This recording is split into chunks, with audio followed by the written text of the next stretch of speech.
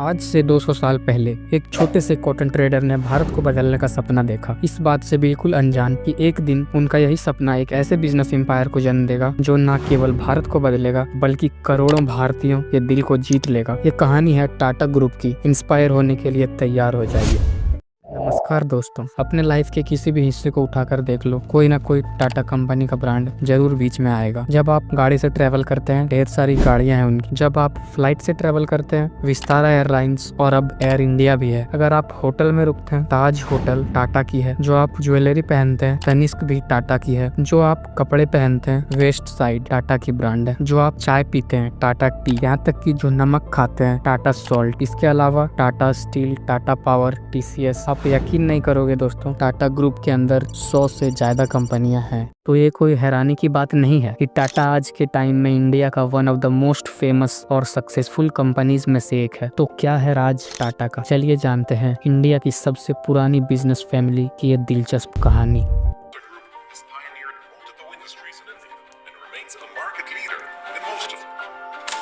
It was Tatas who introduced a number of firsts. The first 8-hour day, the first leave with pay. I would prefer to live with the knowledge I have of upholding the values that we have and that we've tried to uphold through these years, rather than say that I've grown at 3 times the rate that we have.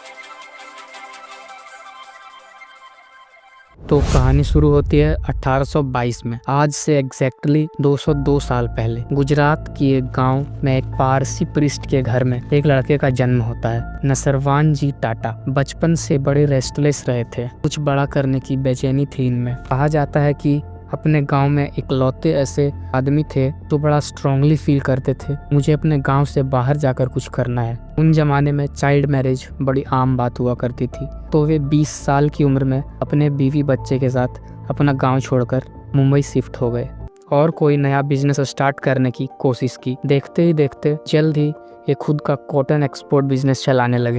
Business से जितना भी पैसा आता था, इन्होंने ensure किया कि अपने बेटे के एजुकेशन में खर्च करेंगे। ये कोई कॉम्प्रोमाइज़ नहीं करना चाहते थे, इसलिए इन्होंने अपने बेटे जमशेद जी टाटा को बेस्ट एजुकेशन दी। उस वक्त इसका मतलब था इंग्लिश में एजुकेशन देना। तो अब नसरवान जी टाटा का जो बिजनेस था वो अच्छा चलने लगा था और कुछ साल बाद जब जमशेद जी टाटा 19-20 साल के हुए, उनकी एजुकेशन खत्म हुई, तब नसरवान जी ने डिसाइड किया कि अब इन्हें बिजनेस एक्सपेंशन के लिए हांगकांग भेज देते हैं। ये बात है 1859 की। एयर ट्रेवल स्टार्ट होने में अभी भी 55 साल बाकी थे। उन दिनों में जहाज में सफर करना पड़ता था। तो 1859 में जब जमशेद जी सिर्फ 20 साल के थे, उनके पिता ने एक मिशन में भेजा कि हांगकांग में एक ऑफिस सेटअप किया जाए। इंटरेस्टिंगली जमशेद जी भी अकेले नहीं थे, इनकी भी ऑलरेडी शादी हो चुकी थी, एक बच्चा भी था। तो बिल्कुल भी आसान डिसीजन नहीं था ये, अपने पूरे फैमिली को लेकर किसी दूसरे कंट्री में शिफ्ट हो जाना, वहाँ पर बिजनेस करने की कोशिश करना। लेकिन जमशेद जी टाटा में बहुत उत्साह था और ये भरपूर तरीके से सक्सेसफुल भी हुए। 65 साल की अपनी जिंदगी में जमशेद जी टाटा 3 अलग अलग कॉन्टिनेंट में काम किए। इंडिया में ढेर सारी कॉटन मिल्स खोली, इसके साथ ही साथ इंडिया की पहली स्टील फैक्ट्री की कंस्ट्रक्शन शुरू की और इंडिया का पहला 5 स्टार होटल खोला। ये होटल एक्चुअली पहला होटल था जिसमें इलेक्ट्रिसिटी भी थी, द ताज महल होटल। आज के टाइम में ये इंडिया के one of the most prestigious hotel में से आता है। दोस्तों, जमशेद जी टाटा जो अपने जमाने के लिए रिवॉल्यूशनरी थे, एक हाइड्रो पावर प्लांट खोलना, इंडिया में एक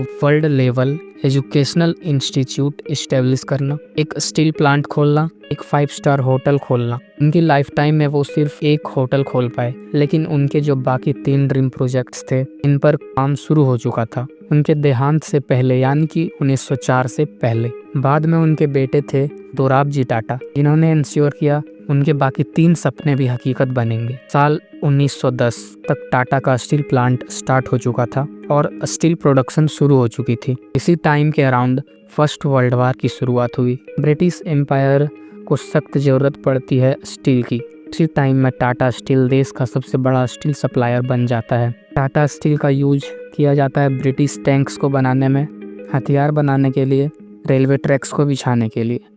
इनफैक्ट एक बड़ी फेमस स्टेटमेंट है यहाँ पर, जो एक ब्रिटिश पॉलिटिशियन द्वारा कही गई थी फर्स्ट वर्ल्ड वार के टाइम में। Tata steel saved us.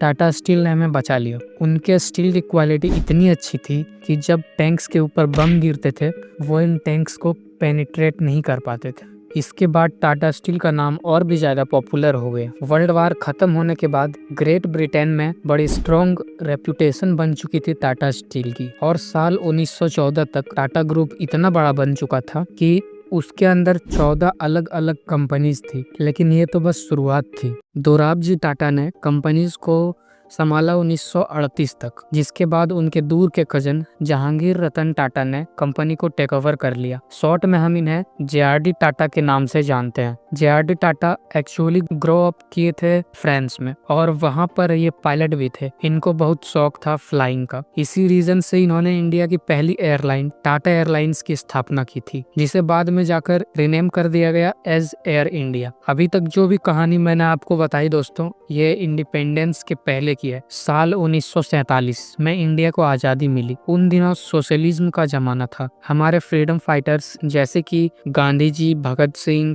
Swami Vivekananda सब सोशलिस्ट प्रिंसिपल में विश्वास रखते थे। जाहिर सी बात थी, जब देश को आजादी मिली, जवाहरलाल नेहरू की इकोनॉमिक पॉलिसीज भी काफी सोशलिस्ट थी। उन्होंने फैसला किया कि देश में जितने भी बड़े बड़े बिजनेसेस और इंस्टीट्यूशंस हैं, उन्हें नेशनलाइज किया जाएगा। सरकार उन्हें हैंडल करेगी। ये एक ऐसा डिसीजन था जो उस जमाने के लिए पॉजिटिव सेंस में ही देखा जाता है, लेकिन टाटाज के लिए एक बुरी खबर थी। सरकार ने टाटा एयरलाइंस को भी नेशनलाइज कर लिया। JRD टाटा का दिल टूट गया इस फैसले से। लेकिन शुरुआत से ही टाटाज का मानना था कि बिजनेसेस सिर्फ प्रॉफिट के लिए नहीं होता है, बल्कि नेशन बिल्डिंग के लिए भी होता है। नेहरू सरकार ने JRD टाटा को ऑफर भी किया कि वो आकर एयर इंडिया को लीड कर ले, और JRD टाटा ने खुशी खुशी ये ऑफर को एक्सेप्ट कर लिया। यही रीजन है कि 1970s-80s में एयर इंडिया को दुनिया का सबसे प्रेस्टिजियस एयरलाइन माना जाता था। इसके अलावा JRD टाटा ने और सेक्टर्स में बिजनेस को एक्सपेंड करना शुरू किया। 1945 में टाटा मोटर्स का सबसे पहला प्रोडक्ट बनाया गया, पटरियों पर चलने वाले लोकोमोटिव इंजन्स। 1968 में इन्होंने टाटा कंसल्टेंसी सर्विस यानी कि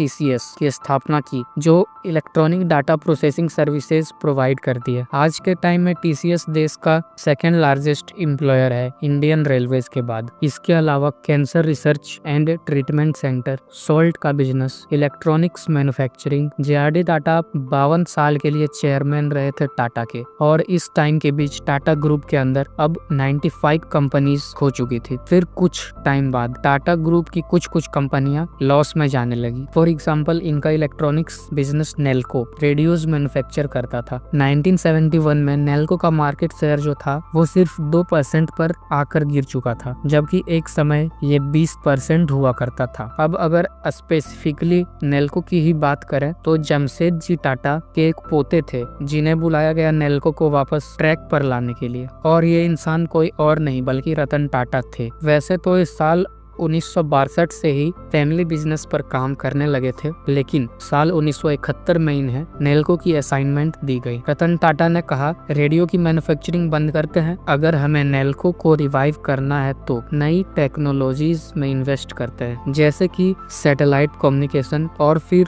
3 साल के अंदर बिजनेस टर्न अराउंड हो गया, और 1975 में वापस नेल्को का मार्केट शेयर 20% हो गया। अनफॉर्चुनेटली इस टाइम के दौरान इमरजेंसी घोषित की गई, और फिर से नेल्को के बिजनेस पर बुरा असर पड़ा। इवेंचुअली इसके वजह से इसे शट डाउन होना पड़ा। लेकिन पता है क्या दोस्तों, कुछ ऐसी ही कहानी है नागपुर की उस कॉटन मिल की, जो जमशेद जी टाटा के द्वारा सेटअप किया गया था। रतन टाटा को मिशन दिया गया कि वो इसे रिवाइव करे, और ये मिशन भी सक्सेसफुल होते होते रह गया। लेकिन इस पॉइंट तक आते आते सीनियर मैनेजमेंट ने देख लिया था कि रतन टाटा कितने कैपेबल है। इसी रीजन से साल 1991 में अनाउंस किया गया as a chairman of Tata group. 1991 दोस्तों वही साल था जब इंडिया के फाइनेंस मिनिस्टर ने अनाउंस किया था कि इंडिया लिबरलाइज हो रहा है, अपनी मार्केट को दुनिया के लिए खोल रहा है। सडनली इंडिया ने सोशलिस्ट मॉडल को छोड़ा और कैपिटलिस्ट मॉडल की ओर मुड़ने लगा। कहा जाता है कि उस टाइम में इंडिया की इकोनॉमी को बचाने का इकलौता तरीका था। उसके बाद टाटा ग्रुप और बड़ा बनता गया, और टाटा ग्रुप ने फॉरेन कंपनीज को एक्वायर करना शुरू कर दिया। इंग्लैंड में एक टेटली टी कंपनी होती थी, $12 बिलियन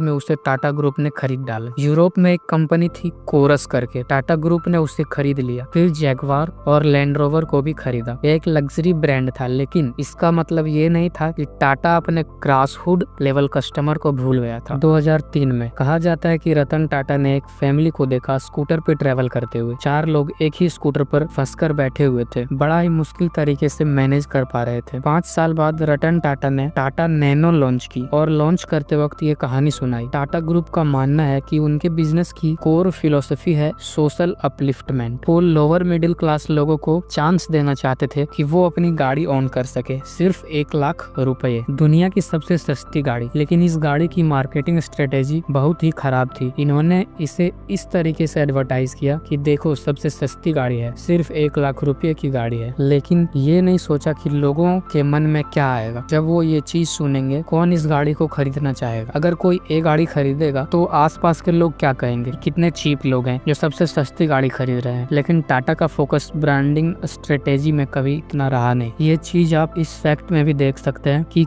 कई ऐसे इंस्टीट्यूशंस और बिजनेसेस खोले टाटा ने जो टाटा ने अपने नाम पर नहीं रखे, जैसे कि इंडियन इंस्टीट्यूट ऑफ साइंस। और जो नागपुर में कॉटन मिल की मैं बात कर रहा था वो एम्प्रेस मिल था। ताज होटल जो ब्रांड है इसमें भी टाटा का नाम कहीं पर नहीं आता है। और जमशेदपुर जो शहर है जो जमशेद जी टाटा के नाम पर रखा गया है वो एक्चुअली में टाटा ने खुद से नहीं रखा था, बल्कि जो ब्रिटिश वायसरॉय ऑफ इंडिया थे उस वक्त उन्होंने ये नाम रखा था। तो ये थी बहुत ही दिलचस्प कहानी दोस्तों टाटा ग्रुप। मिलते हैं अगले वीडियो में। बहुत बहुत धन्यवाद।